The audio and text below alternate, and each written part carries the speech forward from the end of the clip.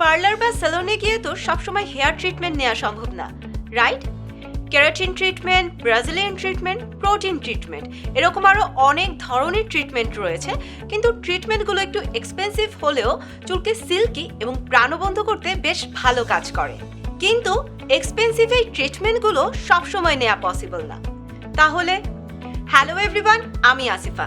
আজকে আমি কথা বলবো কিভাবে ঘরে বসে প্রোটিন ট্রিটমেন্ট করা যায় তা নিয়ে।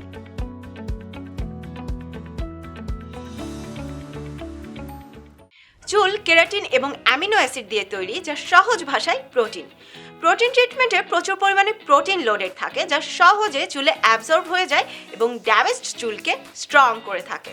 চুল হেলদি রাখতে প্রোটিন ও ময়েশ্চার দরকার। এই দুটোর ব্যালেন্সই নির্ধারণ করবে চুলের ইলাস্টিসিটি কেমন হবে। চুলটাকে ইলাস্টিক ব্যান্ডের মতো চিন্তা করুন। যত টানবেন তত বড় হবে এবং ছেড়ে দিলে আগের শেপে চলে আসবে। এর মানে ব্যান্ডটি ভালো আছে। ঠিক তেমনই একটি চুলের স্ট্যান্ড নিয়ে আলতোভাবে টেনে স্ট্রেচ করতে হবে। চুল যদি স্ট্রেচ করার ফলে চুল ছিঁড়ে যায় বা আগের জায়গায় ফেরত না আসে, তাহলে বুঝতে হবে চুলের ইলাস্টিসিটি অনেক কম। এর মানে চুলে প্রোটিনের দরকার। চুল অনেক বেশি ফ্রিজি এবং ফ্ল্যাট দেখালে বুঝতে হবে চুলে প্রোটিনের প্রয়োজন। আর যদি দেখেন চুল আঠালো হয়ে আছে, এর মানে চুল ইন্টারনালি ড্যামেজড। তাহলে ধরেই নিন চুলে প্রোটিনের প্রয়োজন। চুলে প্রোটিনের ঘাটতি পূরণ করতেই কিন্তু চুলে প্রোটিন ট্রিটমেন্ট প্রয়োজন। বিভিন্ন রকম harsh chemical frequently heat use করলে পলিউশনের কারণেও কিন্তু চুল ড্যামেজ হয়ে থাকে। এতে করে কিন্তু চুলে প্রোটিনের ঘাটতি দেখা দেয়।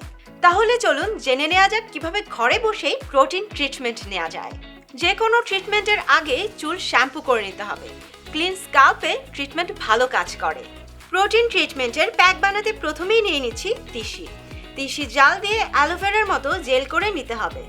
আমি অলরেডি জাল দিয়ে জেল করে নিয়েছি।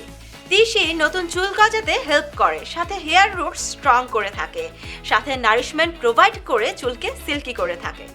তিসিতে রয়েছে vitamin E, omega 3 fatty acid, vitamin B সহ আরও অনেকগুলো কার্যকরী উপাদান। তিসি চুলের আগাফাটা কমানোর সাথে চুলকে করে তোলে হেলদি।